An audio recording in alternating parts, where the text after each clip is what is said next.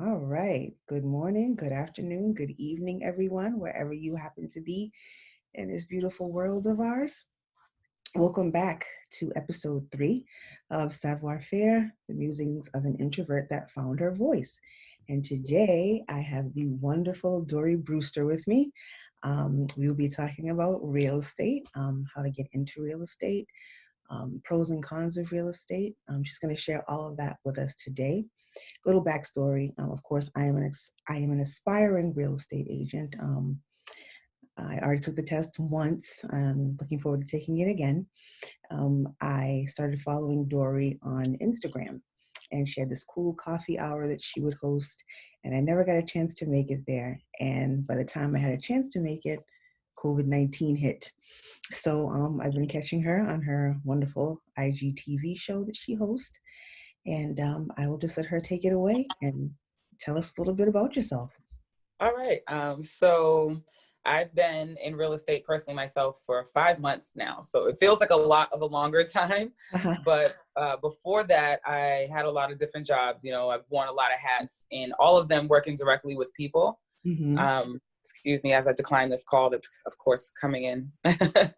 So all of them working directly with people. And I realized that out of all of them, I realized that, it's important to have a connection to people and actually care Right. about what you're doing. But it's also good to have it's hard to find a boss that's going to let you care about people and care for yourself.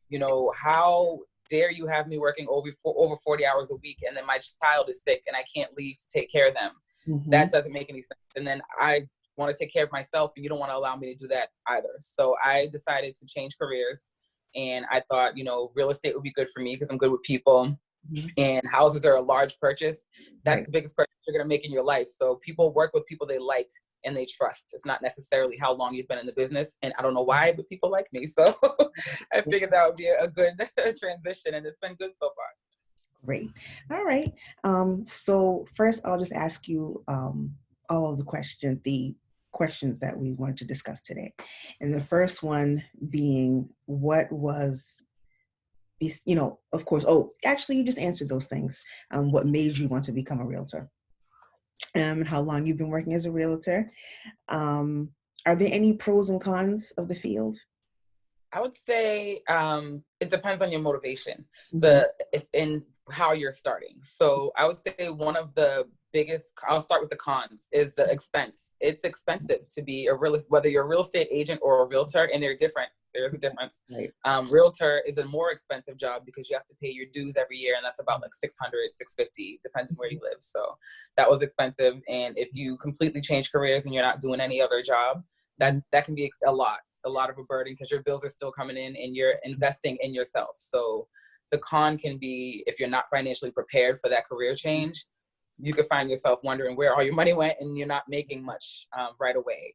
That would be the other con that I would put into it, is you cannot expect your first year in real estate to be, all cookies and cream. It's work. It's all Right. work the first year. So I say the most realistic thing to keep yourself, level Mhm. is, don't expect your first check for the first year. That's not to say that's what's going to happen, but remember, closings take a few months.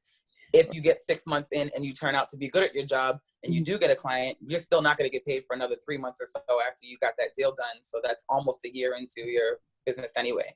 A pro, I would say, is financial freedom. Mhm. Freedom of your time, Right. and being able to take care of yourself and your family and say, I'm not going to work on Tuesday, or I'm going to go on vacation for a week, or I'm going to cut work out early today to go see my kid in the school play Mhm. when they open doors back up again, hopefully. Right, So right. these plays might be through Zoom now, but before that was kind of, that would be a big pro. So time management for yourself and having that freedom of time and financial freedom is a huge, those are both big pros. Awesome. Awesome. Okay.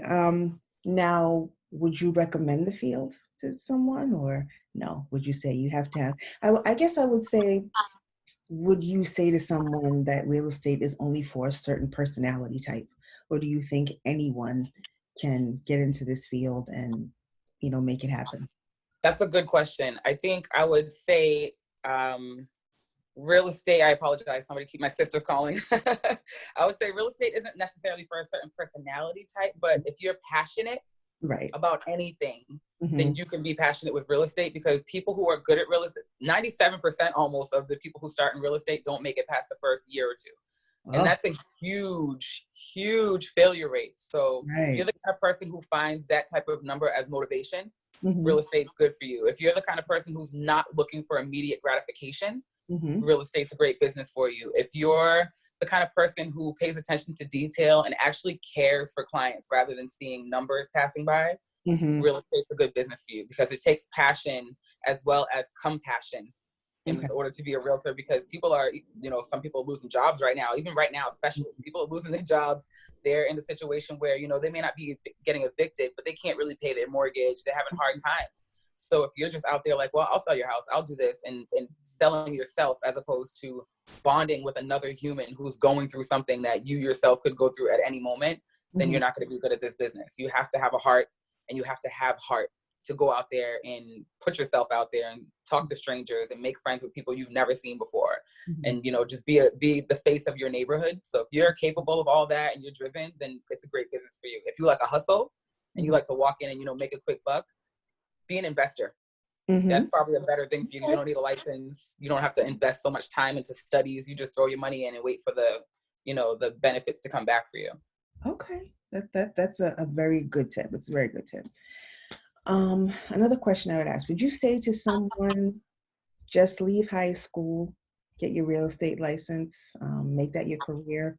Or would you say to someone, go to college first, get a degree, have something to fall back on? What would be your advice? I think motivation is something to fall back on. I don't want to discourage any of the college students or anyone who's got college dreams. I went to beauty school after high school personally. And I still do hair, but that's more of a hobby. You know what I mean? I think it's more so, what do you want out of your life? Do you Mm-hmm. want control of your life? Are you old enough to even know that you want control of your life yet? If you did have control at 18, what would you do with it? And I know what I was doing with myself at 18, and I'm like, you are not ready. So even if we think we're ready in that moment, I think sometimes you need work field experience a little bit, whether it's college or you just go straight to work in a job, or get a certificate for something. Do something like that so you can get person to person experience and grow. Because real estate, and not just saying this real estate kids right now, 18 years old out there, killing it. But that takes a lot of drive. That takes a lot of support behind them, because you didn't just graduate 18 and have enough money to support yourself while you're putting all this money into real estate. The first year of real estate is usually what we like to call sweat equity. So that's what I said. If you're a smart agent or a smart realtor, you're not spending any money on marketing your first year. Like, you don't have any. So you have to use what you have, which is your personality, whatever resources you have, the internet, social media, that's a big way to do it. So, if you're teetering after high school, teeter towards your degree. Because if you fail in real estate, you're going to be discouraged, and most people do fail, and it has nothing to do with who you are as a person at 18. Right. You know what I mean? You're 18, you're not even who you are as a person yet. As an adult, you made that choice because you wanted quick money, and it failed because you weren't ready. You know what I mean? So it's a different, feeling as opposed to being a child. And it's hard to say, but at 18, you're still a child. You can't even, buy liquor yet. You can go to war and you can buy cigarettes, but you can't buy alcohol. So what makes an adult these days? I go by brain development. You are not a grown up yet. So do some things, live some life, learn what it's like to be in the work fields. Be on time for things. Time management is where we learn time management for the most part is in school. And, and it works. So go to work, get right. If you were good at it in school, then maybe you'll be all right. You know what I mean? But if you didn't like being at your classes on time in high school, then you need to do something else first and train yourself to be disciplined before you can be a realtor.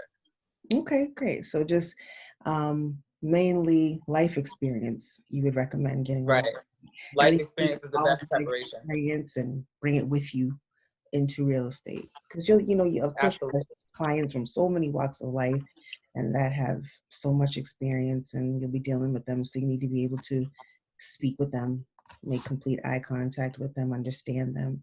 So not even just that too, but like the other thing about it is after school, when you from high school to college is different. When you're in high school, somebody tells you where to be all day long, and you're actually in that building, and if you're not there, they're going to call the principal's going to call you up, and that's where your accountability comes from. When you go to college, you are accountable for yourself. If you go straight to work, you are accountable for yourself. And as a realtor, that is the most self-accountable business. They're like, here's your desk fees. Good luck. You have to educate yourself. There's no book that's going to tell you in what order you need to learn things. So it's harder than college. It's way harder. Most of real estate is contract law. That's law school. And you are forced to learn it within weeks, where law students get semesters to do this. So if you're not self-disciplined enough to be self-taught, to pass the test in the first place, and that test is hard. So listen, take it again. I was like that. Ooh, I had to abandon my children for like 90 days to study for that test. Like, if you knock on this door, I will fight you. I'm trying to get you out.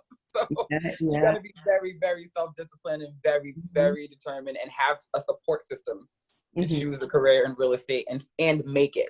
Anybody can choose it, but to choose it and make it and possibly be successful takes a lot. Okay, awesome. Are there any other tips that you'd want to give someone? I actually just spoke to like I was telling you earlier, I spoke to my broker earlier this morning. I interviewed her to ask her, and I hit her with random 3 questions. And I said, what would be the 3 things you would tell fellow realtors or real people in real estate to be successful if you're in it already or you're looking forward to doing it? And I would say 1 for sure would be to have realistic expectations. Like I said earlier, don't walk in and think you're going to have $1 million deal and everybody's going to want to hire you as their client because they're your sister, your cousin, your brother, your neighbor. You could know people for 30, 40 years and they'll ignore you.